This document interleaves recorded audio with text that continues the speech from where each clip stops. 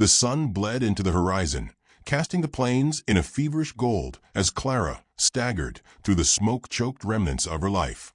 Her pale blue dress, once pristine and silken, clung to her body, torn and stained with blood that wasn't all hers. Her bare feet left ragged prints in the scorched earth behind her. Somewhere in the distance, a horse screamed, high, broken, and final. Clara didn't look back. The ranch was gone, burned to the bones by the same men who had once laughed around her husband's table. Their faces came to her in flashes, coarse, red-eyed, wild like wolves circling prey. They had taken everything, her land, her livestock, and nearly her life. And Virgil had watched them do it. No, Virgil had led them. She didn't cry. Not yet. Not while her lungs burned and the weight of betrayal pressed so tight against her ribs it felt like she might crack from inside out. Her hands, slick with sweat and blood, clutched the pistol she had pulled from a dead man's belt. It only had one bullet left. She had counted. One bullet. And two men left in her life, the one who had betrayed her and the one, God willing, who had not yet appeared. The slope ahead broke into a jagged canyon, red rocks jagged like broken teeth. Her knees buckled, and she half fell, half crawled into the shadows, dragging herself beneath a thorn bush. Her breath came in sharp, shallow gasps. The sun slipped lower. Night would be cold. Coyotes would come. She pressed a hand to her side where the bullet had grazed her earlier. Shallow wound, not fatal, but the pain clawed through her like fire with every breath. Somewhere between gasps and fading light, her mind surrendered to memory. There was a time, not long ago, when Virgil made her laugh. She had met him in Sweetwater, where he'd stood under the awning of the general store with a cocked grin and the stance of a man who'd never lost a gunfight, though now she wondered if he ever truly fought fair. He wore his charm like a weapon and used it just the same. She was 19, too proud for her own good, too smart to stay a rancher's daughter her whole life. Virgil had whispered promises that smelled like whiskey and danger, and she'd fallen fast. Their first years were a whirlwind. Horses, dances, kisses behind barns. Then came the wedding. Then came the slow rot, like termites behind polished wood. Whispers of deals done in the dark. Nights when he wouldn't come home. Lies told with a smile. The truth didn't arrive all at once. It came in pieces, a bloody shirt, a bruised knuckle. The way he looked at her like she was something to control, not love. The land raid was his last lie. She had overheard him that morning, speaking low with his men. Something about taking the gold shipment, blaming the Lakota, burning everything to the ground to start fresh.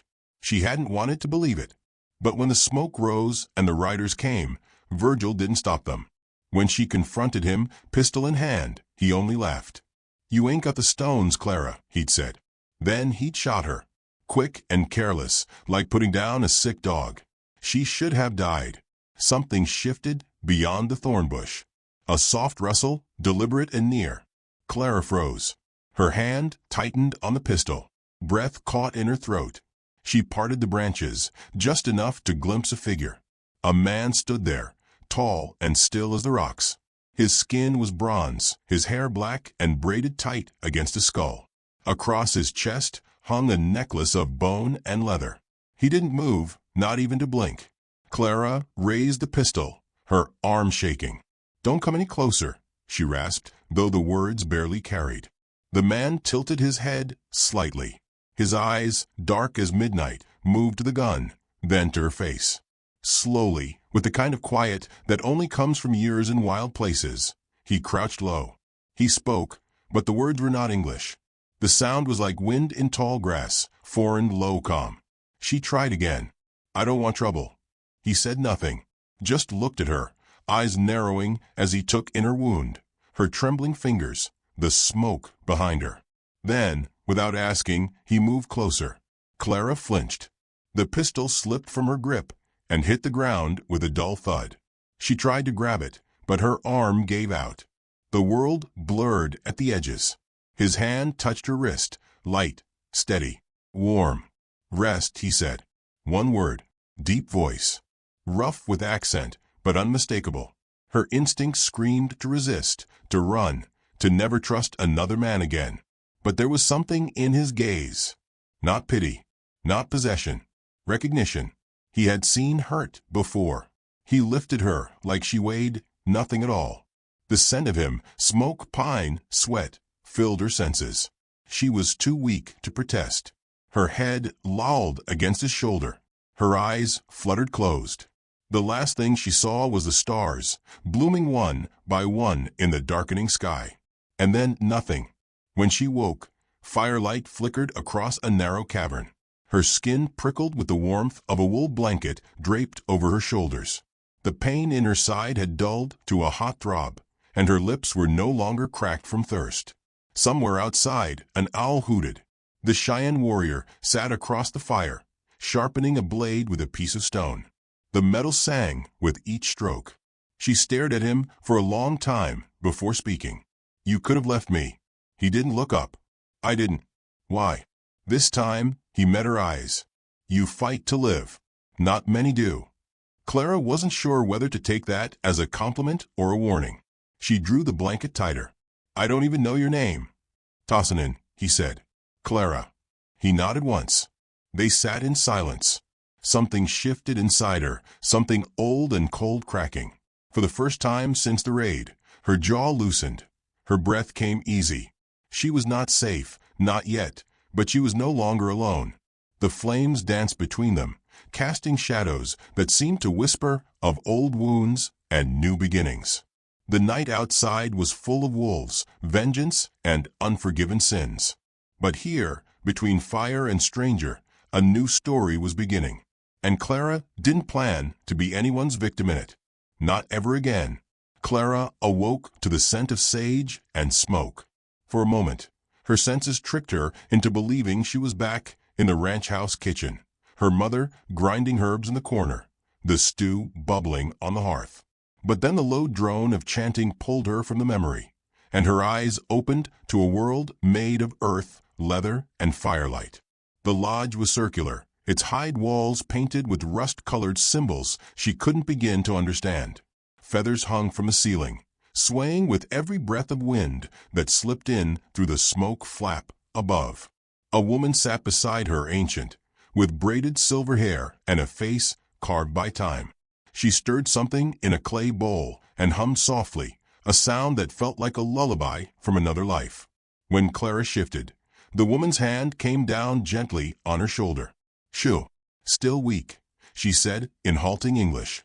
Clara's gaze darted to the doorway. No sign of the warrior, Tahsénan.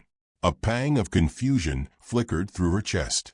He had carried her through blood and dusk and fire. She remembered the steadiness of his arms, the quiet strength. And then darkness. She opened her mouth to speak, but only managed a dry croak. The woman handed her a cup of bitter tea. Clara drank. It tasted like mud and ashes, but warmth bloomed in her chest almost immediately. "You should not be alive," the woman said. "Yet you are. He brought you. That means something." Clara didn't know what it meant. She wasn't sure if she believed in signs or fate or sacred paths. But she nodded anyway. She spent the next few days in the camp, watched more than welcomed. Children peeked from behind lean-tos. Women whispered in a language she didn't know. Men passed her with narrowed eyes and hands never far from their knives. She understood their distrust. She was a white woman, a settler's wife. Even now, she bore the scent of the men who had taken so much from them. Tahsénan did not speak much. He brought her food, a small piece of rabbit, cornmeal, berries. He showed her how to wrap her wound properly, how to keep it from festering. His hands never lingered. His eyes never wandered. He treated her not like something broken, but like something dangerous. Like a hawk that might strike if touched the wrong way. She respected that. One morning, Clara tried to help a girl carry water from the stream. The girl backed away, spilling half the bucket. Clara clenched her jaw and turned back to her tent, fury rising beneath her skin like a swarm of bees. Later that day, she found Tahsénan by the edge of the camp, training with a spear. The way he moved, fluid, precise, reminded her of the mountain cats she'd once seen stalking antelope from the canyon ridge. She waited until he finished before speaking. "Why did you bring me here? Your people don't want me." He looked at her, sweat glistening on his brow. "I don't live by what others want. You risked their anger. For me. You were dying. That's not a reason." It was enough. She couldn't argue with that. So she didn't. She watched him throw the spear again, the sharp tip burying into a distant stump. "Teach me," she said. He raised an eyebrow. To throw a spear? To fight? To survive? To stop feeling helpless? Tahsénan studied her, eyes narrowing. Then he nodded. They began the next day. It was nothing like she expected. There were no grand speeches, no quick triumphs. He taught her with silence and hard looks, with nods and correction. Her fingers blistered on the bowstring. She missed every shot her first day. By the second day, she managed to graze a tree. By the fifth, she could land a hit on a small wooden target. He taught her to listen to the wind, to read the ground for signs. Hoofprints, broken twigs, disturbed leaves. They hunted rabbits together in silence. She watched him skin one with a flint blade, the motion as graceful as it was brutal. One night, around the fire, she asked about his scars. Tahsénan said nothing for a long while. The flames danced between them, casting shadows on his face that made him seem older, almost ghost-like. "They came when I was away hunting. Soldiers. My wife, my son, they did not survive." Clara felt the ache in his words like a blade behind the ribs.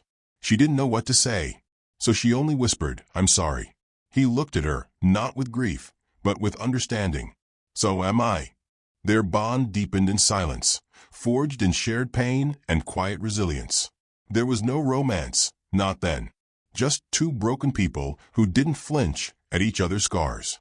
The camp began to shift around her. Slowly, a boy asked her to help mend a basket.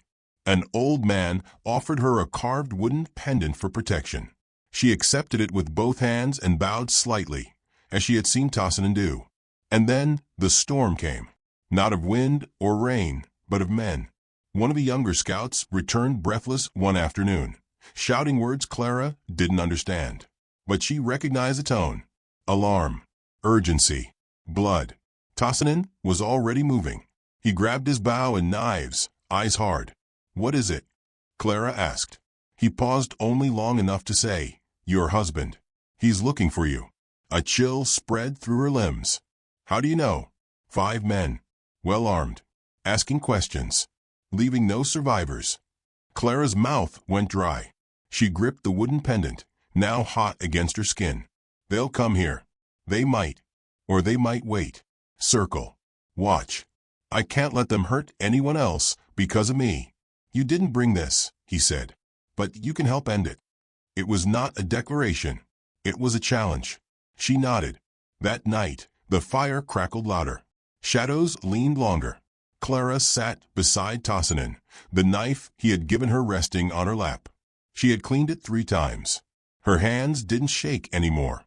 "Back home," she said, staring into the flames, "they taught us to be soft, to smile, to endure. But soft things break easy in places like this." Tahsénan reached into the fire with a stick and stirred the embers. Sparks rose like fireflies. "You are not soft," he said. She didn't feel brave. She felt like a girl standing on a cliff's edge, staring into the unknown. But something in her had changed. Something no longer flinched at the sound of hooves or fire or men's laughter. She could smell the coming violence. Taste it. Tomorrow, the world might burn again. But this time, she would not run. This time, she would be the fire. The sky was the color of iron when they came. Clara stood on the ridge overlooking the narrow valley where the Cheyenne camp nestled in the cradle of ancient cottonwoods. Her hands gripped the rifle Tahsénan had given her, a battered Henry repeater, etched with stories she'd never know. Her heart was a slow, heavy drum in her chest. She had barely slept. None of them had. The riders emerged at dawn, 5 shadows painted in dust and leather, slinking across the plain like scavengers. Even from a distance, Clara recognized Virgil at the lead. His broad-brimmed hat tilted low, the slouch in his shoulders, familiar and venomous. Her blood turned colder than the morning wind. "They came," she said quietly. Tahsénan stood beside her, his bow slung across his back, a bone-handled knife sheathed at his hip. He nodded once, his expression unreadable. Around them, the camp stirred with purpose. Warriors painted their faces. Women gathered children into the hills. Spears and arrows were checked. No one asked Clara to leave. She was no longer an outsider. Not here. Not now. By midday, the riders had made camp a few miles south. Watching. Waiting. They're testing us, Tahsénan said. They'll strike tonight, when the firelight makes us blind. They'll expect us to run, Clara replied. But we won't. Tahsénan looked at her then, something like pride flickering in his eyes. No, we won't. That afternoon, they prepared the land like a trap. Clara helped dig shallow pits and cover them with brush. She placed stones where horses might stumble. She poured water over the trail to create false tracks. Each action calmed her pulse, steadied her mind. This was not about vengeance. It was about survival. When night fell, the stars blinked cold and distant above them. The wind whispered secrets through the trees. The campfires burned low, muted behind carefully placed rocks. Shadows stretched, merged, became uncertain things. Clara crouched behind a fallen log at the camp's edge, rifle steady on her knee. Her muscles ached from stillness. Her mouth was dry as bone. Then, a twig snapped. Another. The soft jingle of a bridle. A whisper. She saw them then, shapes moving through the trees. Quiet. Focused. Hunters. Virgil led them, a ghost in the darkness. Her breath caught as he stepped into the circle of starlight. He was older now, more worn than she remembered. Deep lines carved into his face, beard darker, eyes harder. He looked like a man used to killing, but not like a man used to being hunted. He raised his hand, signaling his men to fan out. 4 in total. 1 peeled left, another right. Clara tracked each movement, felt every heartbeat like a ticking clock inside her chest. Virgil moved forward, into the trap. A shout rang out. An arrow flew. Then everything exploded. Gunfire erupted like thunder rolling across the plain. Screams pierced the air, short, sharp dying. Horses shrieked and bolted. Clara fired. Once. Twice. The recoil snapped through her shoulder. A man fell near the fire, his revolver skittering across the ground. Tahsénan moved like a storm, fast, deliberate. His blade found flesh. His arrows struck clean. He was a part of the earth, the fire, the blood. Virgil fought like a cornered animal, spitting curses, twin pistols in hand. He dropped one of the young warriors with a gut shot, laughed when another bullet grazed his own arm. Clara stood then, rising from cover. She stepped into the circle of firelight, where he could see her. He froze. Clara. Her name came out half question, half myth. He looked at her like a ghost. You're alive? She leveled the rifle at him. Her voice, when it came, was cold as iron. You missed. He laughed. Not with joy, but disbelief. You got no idea what you're doing, girl. You think these savages will keep you safe? They'll turn on you the second you ain't useful. Clara stepped forward. You left me to die, Virgil. You burned everything. For gold. It wasn't just for gold. It was for a future. You and me, we could have had it all. You tried to murder your future. He stepped closer, slowly, a snake waiting for the strike. You won't shoot me. You never could. For a moment, silence fell. The fire popped between them. In the distance, the last of the gunfire faded. Clara looked into the eyes of the man she once loved.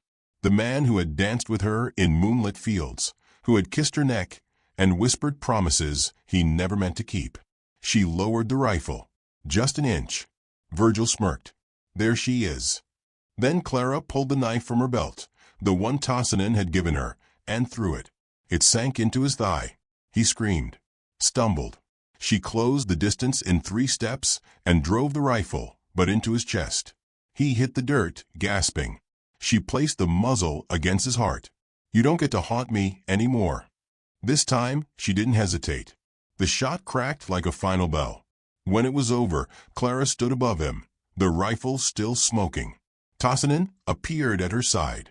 Blood streaked his arm. He looked at Virgil's body, then at her. "Is it done?" he asked. She didn't answer. Not right away. The weight inside her shifted. Not gone, but changed. "I think it just began." They buried the dead at dawn. The Cheyenne sang low, somber songs as they wrapped their fallen in hides and placed them beneath the earth. Clara helped dig the graves. She didn't flinch at the blood anymore. Virgil's body they left for the vultures. A fitting end, Tahsénan said, for a man who tried to devour everything. Clara cleaned her hands in the stream, staring at her reflection in the slow-moving water. The woman who looked back at her was not the same girl who had fallen in love with a man like Virgil Slade. She was not the same woman who had begged for her life in a canyon, half dead and forgotten. She was something new. When she returned to the camp, Tahsénan sat alone, sharpening his knife, the firelight dancing across his face. "I need to leave," she said. He nodded slowly. "You are free. I want to help others. Women like me. Ones with nowhere to go. You'll be hunted again." She smiled faintly. "Then they'd better learn to fear ghosts." Tahsénan stood. He held out a small bundle, wrapped in cloth and tied with sinew. Inside was the knife she had thrown into Virgil's thigh. Cleaned, honed, ready. "Keep this," he said. "A warrior should not be without her blade." She took it, fingers closing around the handle like it belonged there. "I'll come back someday. I know. No farewell. No tears. Just the unspoken bond of shared fire." She rode out at first light. The world ahead was wide and rough and full of danger. But Clara rode with her head high and her knife at her side. Whatever came next, she would face it as she had faced Virgil, unbroken and unafraid. Dust curled behind Clara's horse as she rode into the town of Red Bluff, her shadow long in the evening sun. The streets hushed as she passed, boots halting on porches, cards frozen mid-play in the saloon. A woman alone on horseback wasn't rare in the West, but a woman with a scar above her brow, a Cheyenne blade at her hip, and eyes that met a man's without flinching, that was something else entirely. She dismounted slowly, tying the reins with quiet precision. Her movements were fluid, deliberate. Everything about her spoke of discipline, of trials faced and endured. Her coat fluttered as she stepped through the batwing doors of the saloon, and for a moment the piano stopped. Heads turned. Eyes followed. A few whispered. "That's her," someone muttered. "The widow who don't die." Clara walked past them all, straight to the bar. Water. And something warm, if the cook's decent. The barkeep, a stout man with a nervous tick in his eye, nodded quickly. "Yes, ma'am." Right away, she felt the tension in the room. The kind that clings to skin like heat before a lightning strike. She didn't mind it. Fear was a better companion than flattery. It stayed out of your bed and kept knives out of your back. The man who approached her wore the badge of a federal deputy, but his manner reeked of politics. His voice was smooth as oil and twice as slick. "Heard tales about you," he said, pulling up beside her. "Woman takes down 5 men alone. Used to be married to the leader." "True." Clara sipped her water before answering. "Only part that matters is the end. They're dead. I'm not." He chuckled, but the sound didn't reach his eyes. "Folk love stories like that. You could make a lot of money off it. Travel, tell your tale. Newspapers eat that up." "I don't sell ghosts," she said, flat. "Right," he replied, tipping his hat, more careful now. "Just a thought." He left her alone after that. By the time her stew arrived, the room had settled. The piano resumed. She listened to the clink of glasses, the low rumble of dice, the muttered curses of cowhands losing their pay. It was almost peaceful, until the shot cracked outside. Clara dropped her spoon, hand snapping to her blade before her mind had even caught up. Her body moved like it remembered everything danger had ever taught her. She burst through the doors, boots pounding down the steps. The shooter was tall, rail-thin, with a cruel smile and a lazy swagger that only came from men who'd killed often and well. He had a boy, no older than 13, pinned by the collar against a post, the smoking barrel of his pistol still warm. "Little bastard tried to pick my pocket," the man said, glancing at the townsfolk gathering with wide eyes and silent mouths. "Figured I'd teach him manners." Clara's voice rang out, low and cold. "Put the boy down." He turned, and for a heartbeat, he smiled like a man meeting an old friend. "Well, hell," he said. "You're the one they talk about." "The widow." Clara stepped closer. "Let him go." He shrugged and shoved the boy aside, who scrambled away like a frightened rabbit. Then the man drew his second pistol, slow, theatrical, like a snake coiling. "You think your name scares me?" he sneered. "No," she said, hand hovering over the hilt of her knife. "But it's the last name you'll ever speak." He fired. She was already moving. The bullet passed where her heart had been a second before, and she slammed into him with a force that knocked the wind from his lungs. Her blade found the space beneath his ribs, deep and sure. He gasped, choked, and fell wide-eyed to the dirt. Around her, silence. The sheriff arrived late, huffing and panting. He took one look at the body, then at Clara, and simply nodded. He had a bounty. 2 murders in Missouri. No one will miss him. She nodded once in return, then turned to the boy, who stared at her with eyes far too old for his face. "You got family?" she asked. He shook his head. "Come on," she said. "You can help feed the horses." The next few months passed in a haze of travel and purpose. Clara became more than legend. She became a force. Town to town, she left stories behind like footprints in dry sand. She broke up a gang in Silver Creek, freed 3 women being held by their own husbands in Dry Ridge, and walked out of a shootout in Bitter Hollow with only a torn sleeve and a glint in her eye. Always alone, always quiet. But the boy from Red Bluff stayed with her. His name was Eli, and he never asked for more than she offered. In time, she taught him the same things Tahsénan had taught her: how to move without sound, how to listen to the wind, how to draw a line and keep it. She told him stories, sometimes when the fire burned low. Not all of them, just enough. About a canyon, about a man who left her in the dirt, about another man who pulled her out of it. Eli listened with reverence. He never called her ma'am, and he never asked why she still kept that old blade so sharp. Then came the letter. It arrived in the small mining town of Widow's Rest, delivered by a Cheyenne rider with a calm expression and a worn satchel. Clara opened it beneath the cottonwood tree outside the town. It was written in careful, deliberate English. "The fire still burns. Come home." No name.